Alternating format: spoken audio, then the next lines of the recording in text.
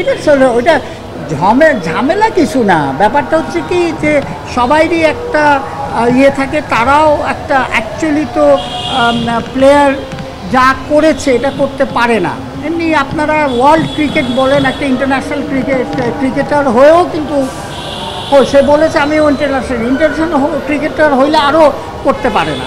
তো সুতরাং এইটাকে তো সেটা নিয়েই ব্যাপারটা থেকে আলোচনার ভিত্তিতে অনেক কিছু হয়। তো সেই জন্য আজকে ওকে ডেকেছিলাম অ্যাজ এ চেয়ারম্যান। হ্যাঁ হ্যাঁ, ইনশাল্লাহ।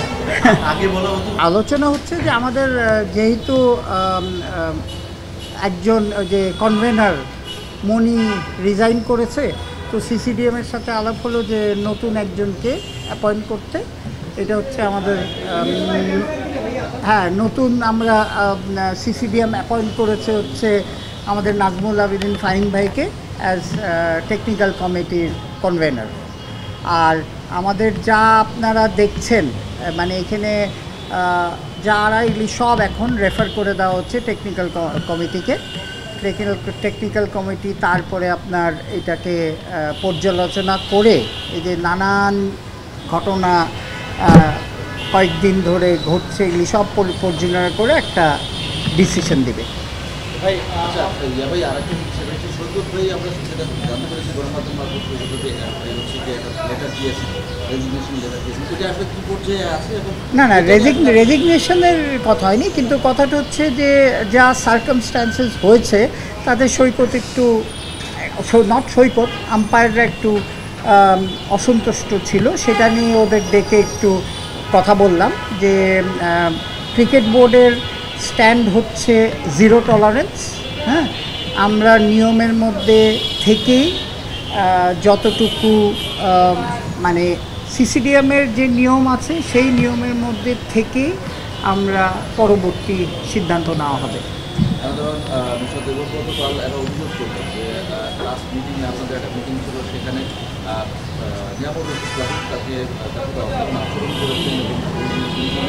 কথাবার্তাগুলো অডিও রেকর্ড করা হয়েছে, যদি এই ব্যাপারে একটু বলেন। তুমি নাকি একটা লেটারও দিয়েছেন? যেটা হয়েছে যে আমি নিজে প্রেজেন্ট ছিলাম মিটিংয়ে, মিটিং পর্যন্ত কোনো ঘটনা ঘটেনি। আর অডিওটা আছে আমাদের মিটিং পর্যন্ত। যে ঘটনার কথা রেফার করেছে দুইজনই চিঠি দিয়েছে, সব ম্যাচ রেফারিরা একটা চিঠি দিয়েছে আর একটা দেবপ্রাল চিঠি দিয়েছে। আমরা আম্পায়ার্স ডিপার্টমেন্ট এটা এখন নেক্সট বোর্ড মিটিংয়ে ফরওয়ার্ড করে দিব।